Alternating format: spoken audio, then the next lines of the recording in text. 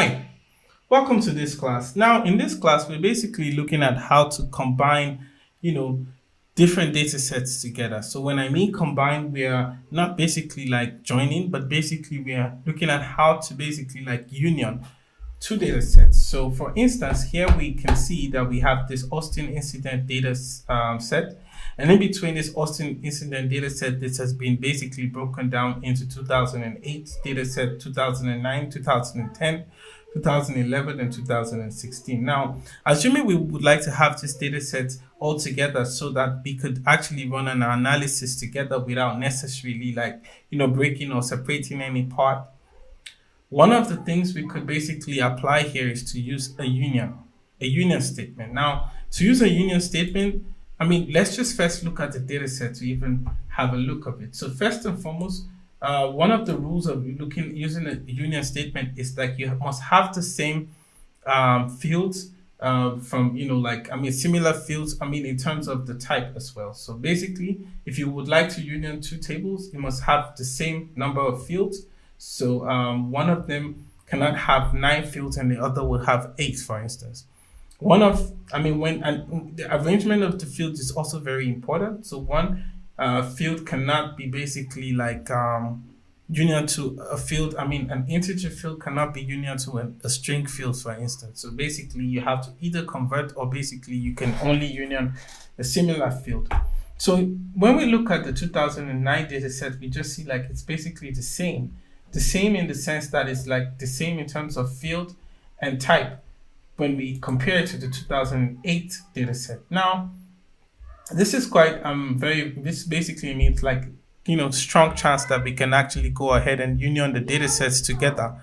So now we will just basically do our example so that we can already start and see how this works. So for instance, when we want to run this query, we could just click query from Bigquery here, and then so when we see this first query, we see it's saying you have a star. So we could just say select star, and then we put the from statement here just to make our query even much more beautiful. And then when we run this query, we get only the data set for 2018. Now, if we want to union it with the 2009 data set, then we just write exactly the same query down, but then in between, we have to put a union, right? So we put a union just to make sure the data set is union together. So we could put a union all. And when we put a union all, it basically brings a very, very interesting type of analysis. So then you can see. Now, when we run this query together, we have to basically take a step back because then I didn't change this to 2009. So when we put a 2009 here, what happens is we get data sets for 2008 and 2009 all combined together. So here you will see for the first row, you have 2008. But by the time we go to the last page, we have 2009. So basically the two data set has been combined together. Now, the funny part is so we could basically see that we have we have two data sets that be combined together by just the use of this union all. And this basically allows us to go ahead and do our analysis, right? Now, in some cases, we could see that. So if we were to say, we would like to see, for instance, maybe we would like to see a certain type of, maybe we would like to see a certain type of description, for instance. So basically, we want to see the distinct description that is available. So meanwhile, what we do in this case is we will just basically hide our our query and basically make our query not so functional by just putting this little symbol. And so when we run this query, it's only running the top part because then we have basically commented out this part, right? By just the addition of this diagonal and star. And then start diagonal to basically close the area that we do not want to run in a query. So basically now, if we were to say we wanted to see the possible descriptions that we have in the first case. So we have the script here. We could see when we run the data set, we have different descript, And maybe we even want to even be much more specific by saying we want to see only the distinct cases, right? So the distinct cases where it's not null, for instance. So we say where this script is not null, right? Is not null. So we only get cases where the descript is not null. And then when we run this query, for instance, now what do we get? So basically we come here and we get like, different cases, right? So basically we have different cases, but they only appears once. Now, this is very, very interesting. This is a very, very interesting case, right? So we could also say we want to see this query. Maybe we want to order the query, for instance, by the description such that, you arrange it alphabetically. So you have like the descript, and then you want to arrange it alphabetically. So what do is basically you say ascending. So from A down to Z, basically like that. And then you see like what we have is we have like, like it arranged in an alphabetic order, and basically like it's good, right? And then maybe we say, okay, we would like to limit this query to, only bring us the top, 10 instances, right? So in this case, what we see here is we just see like only the first A's, and then we have only 10 samples. So now similarly, we could, when we see what we have seen now here, we could see like, okay, so we have like, only just say like, the first 10 from an alphabetical description, types of description that is existing. Now also we could, basically hide this data set that gives us the top, 10 from an alphabetical order in terms of description. So we can hide this and allow this to fly. Now I'm trying to do something so then you have a better understanding of what the union is. And then when we say the same, we put the same distinct descript here, right? And then in this, instead of having like ascending order by here, we decide to put a descending order by, and then we limit it by 10. So what do we expect to get in this query? So when we run this query, we'll see that it's almost like the opposite in terms of the arrangement of the description. So we start from maybe like we don't have Z and we don't have Y, and we don't have X, any description that starts with any of these letters. So basically we start from, W, and we basically go down to Z, V, and all these kind of things, right?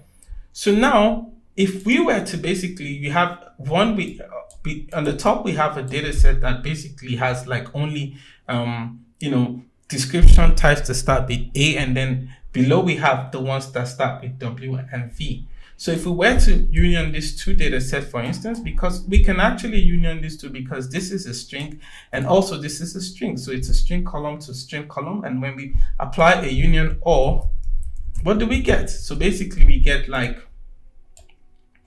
what do we get here? So basically here, so I will just basically have a look of this and see why this is,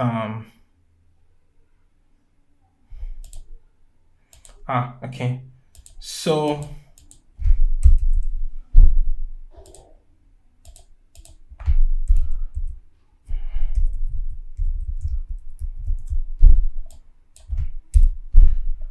so basically we could just maybe put this into a bracket because like it seems to be confusing, like, so when we put a union OR here, so we could see,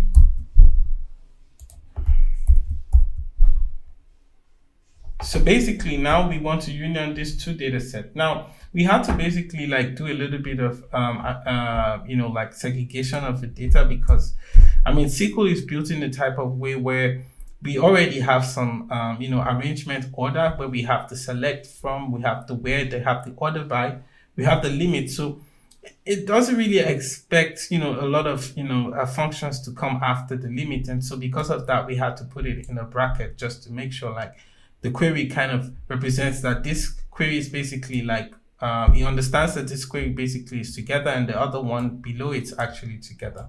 So when we run these two queries together, what do we get? So basically here we get like, basically we have this, we have this situation where we have like, the combination of data set that has like a description, right? And then the data set that has the W and V description, right? So in this case, we have 20 different cases of, 10 of each data set. Now, this is very interesting, right? So this is actually very interesting because then we have exactly what we want, right? So it makes sense. Now, assuming we basically come here and then we have like the same situation, right? So basically we have the same two data sets and then we decide to union all. So basically we have the same data sets that we're unioning all. So what happens? So when we union all, we notice that we have like basically a combination of the, like the union all. Basically you have like the same thing combined in two different cases. So basically this starts again. So it takes the query, it doesn't really care, like it has seen this before, and then it just basically unions it again. So you have the 11 is going to be equal to 1, and then 2, which is abandoned bicycle, is also going to be equals to 12. So basically you have like duplicates of the same query. Now, this is what happens when you union all in any case. Now, in normal SQL, you will see that you have union all and you have union. However, because it's a Bigquery environment, you have what they call union distinct. Now, in the union distinct, what union distinct is doing, which is very equivalent to union in many other, like many other SQLs, basically many other SQL environments. So union distinct is basically the same as union. What union distinct does is it basically excludes cases of duplicates. So for assuming we had like multiple columns here, now what it does is it basically looks at the multiple columns and it sees like it compares the multiple columns and compares it with the one in the data set below. And if it sees like there is a row that already occurred, and then it's basically like excluding it. So for instance, now we have like a data set of 2008. And then we have, assuming now we have a data set of 2009, but maybe when the data was collected, for instance, maybe in the January 1st, for instance, of 2009, they decided to mistakenly collect part of the 2000 and, in the 2008 data set, maybe they kind of included 2009, maybe for January, maybe the 1st of January, they had this. And also this same data occurred in 2009 data set, for instance. What happens is when you use the union distinct, it basically gives you only one, case of, the 2009 January kind of statement. So basically to avoid some kind of duplicate. So when we use this union distinct, when we run this query, what we notice here is we only have 10 rows. So because we see like this query is basically the same as this query, so it doesn't go ahead and publish like duplicates. It's just basically publishing the same data set. And I mean, it's just basically publishing the data set just once, which basically allows, you to basically have only one version of the data set. Now, like I said, the union distinct is basically the same as the union in many other, data. So in many other SQL environments. So now in SQL environment, I mean, you only have like union or, but in the Bigquery SQL environment, you have union distinct and then union or. So just put that in the note and take it, put it in your mind while you do your analysis. But other than that, like you were good. We've seen like what the impact is. The most important about SQL is to understand the basics, to understand where to use what. And then when we combine everything together, we can build like really, really powerful queries that basically solve, very important business problems. Thank you.